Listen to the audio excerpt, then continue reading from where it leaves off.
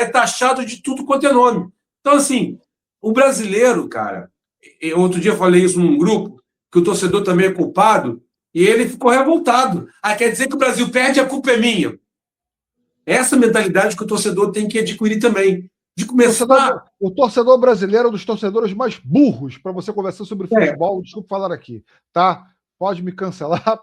Enfim, mas é um dos torcedores mais boçais para você conversar sobre futebol. Cara, assim, é uma loucura, é uma esquizofrenia. Não, tem que mandar embora. Hoje eu ouvi isso, tem que mandar embora. Então você vai até tempo.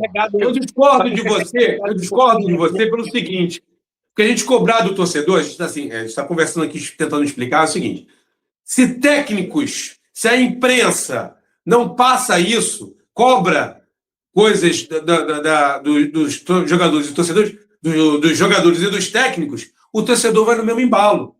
O Brasil não tem uma literatura. Porque os caras da imprensa, antes deles serem da imprensa, eles também têm o torcedor dentro deles. Então a cultura não é só de futebol, não, cara. A cultura esportiva do Brasil é ganhar, gente. O brasileiro não gosta de isso. Isso pode falar sem medo de errar. Você quer ganhar. Então, isso é um fato, gente. O brasileiro não gosta de esporte. O brasileiro gosta de ganhar. O brasileiro gosta de ganhar.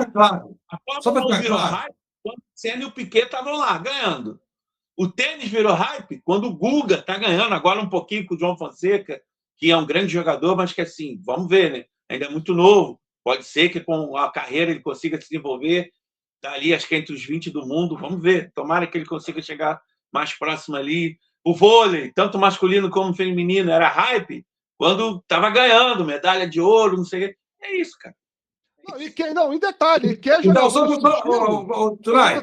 eu terminar aqui meu raciocínio, é o seguinte, para ficar claro o que eu queria dizer. Quando o torcedor vai nesse embalo, é porque ele é atacado, muita coisa, internet, principalmente em televisão ainda, é muito, dessas situações que eu critico de comentaristas, de ex-jogadores, de treinadores, ex-treinadores, que tentam reduzir o futebol ainda àquela coisa do a gente resolve no improviso e tal. E assim, pouco se fala na televisão em tática, de uma forma didática. E por isso que, assim, para mim, o melhor que passou na televisão nos últimos tempos foi o Pedrinho, atual presidente do Vasco.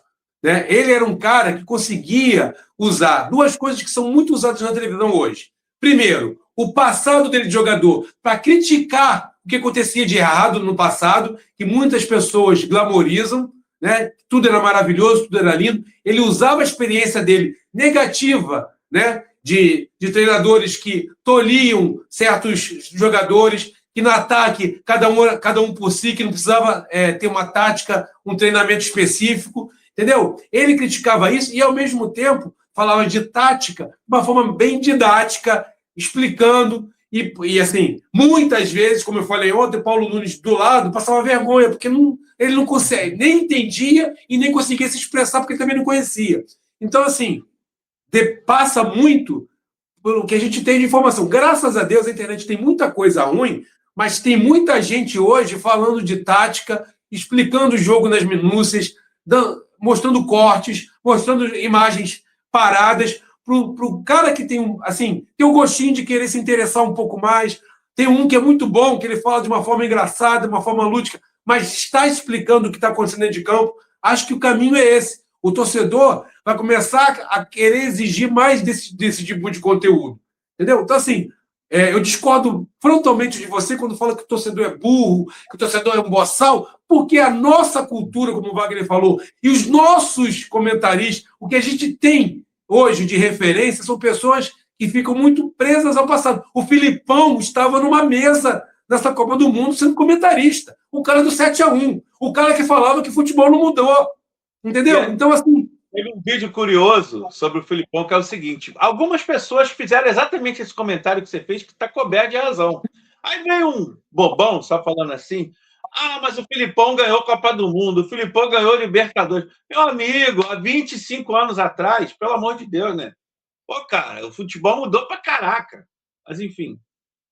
Não, então, e tem uma outra passagem, né? A passagem dele no Chelsea, que ele chegou naquele coisa de motivação e tal, não sei o que, o Terry virou para ele e falou: legal, não precisa motivar a gente, não. A gente joga no Chelsea, tem salário em dia, ganha bem. A gente quer saber dentro de campo. Como é que funciona? O que você quer da gente? E agora, recentemente, no Vasco, os jogadores, que até essa coisa do Renato de gerir bem o grupo, está se esvaindo. Por quê? Porque o antecessor do Renato era o Fernando Diniz, que tem lá os defeitos dele, mas taticamente, de explicar ao jogador como ele quer que jogue e dar exemplo e montar treinos na qual ele vai ter no treino o que acontece no jogo, como o Vanderlei Luxemburgo fazia lá atrás. Né? O Renato não consegue. Então o jogador sente falta disso hoje em dia. E isso vai demorar um pouco mais a acontecer, mas vai começar a chegar no torcedor. Não em relação a treino, mas a querer se interessar um pouco mais. Por que meu time joga assim?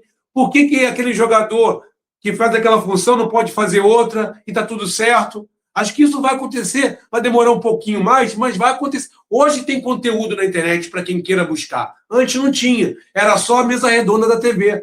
Né? Então, assim, acho que falta literatura, falta as pessoas falarem mais sobre isso, né, de uma forma mais simples, de uma forma, às vezes, mais lúdica, e isso vai acabar conquistando o torcedor que se interessa por futebol, porque, assim, é natural do ser humano querer evoluir.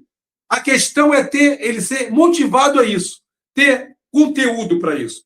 Eu acho que, muito modesto, mas muito, muito modestamente, a gente tenta fazer nossa parcelinha aqui. E não é chamando o torcedor de burro, de boçal, que a gente vai conseguir mudar essa mentalidade. Eu discordo de você quando você faz esse tipo de comentário. Tá bom, pode discordar. Pode discordar.